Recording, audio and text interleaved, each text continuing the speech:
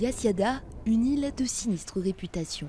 Sur ce petit bout de terre au large d'Istanbul, des membres du Parti démocrate ont été internés et jugés après le putsch du 27 mai 1960. Aujourd'hui, il ne reste que des ruines de ce morceau d'histoire, encore interdit au public, mais peut-être plus pour longtemps. Désormais considérée comme zone constructible, Yasyada et sa voisine, l'île de Sivriyada, sont concernés par des projets immobiliers de grande ampleur, avec hôtels, bungalows et restaurants. Si les travaux sont bien faits, d'accord, mais il faut que les habitants puissent aller et venir à leur guise. Lorsque les touristes prennent possession d'un lieu, c'est différent. Les pêcheurs ne pourront plus travailler comme avant, et du coup, qu'est-ce qui se passe ?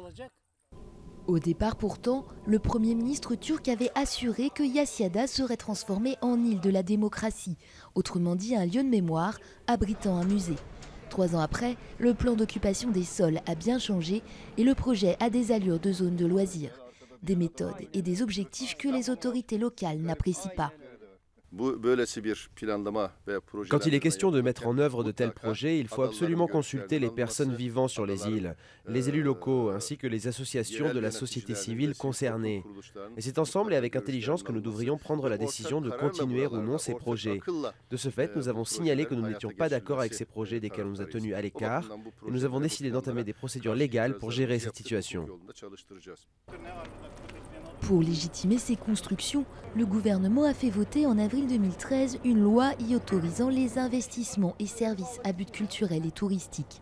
Une loi qui, pour les détracteurs du plan, irait à l'encontre de toutes les législations sur la préservation des côtes et la protection des biens culturels.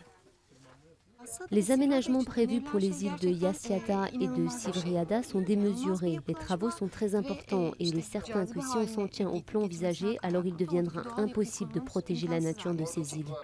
Un plan d'urbanisation qui énerve jusqu'à Istanbul, où la situation est tendue après plusieurs semaines de manifestations antigouvernementales. Plusieurs centaines de personnes ont déjà temporairement investi les 2 îles pour préserver l'un des rares espaces naturels protégés d'une métropole turque surpeuplée avec ses 15 millions d'habitants.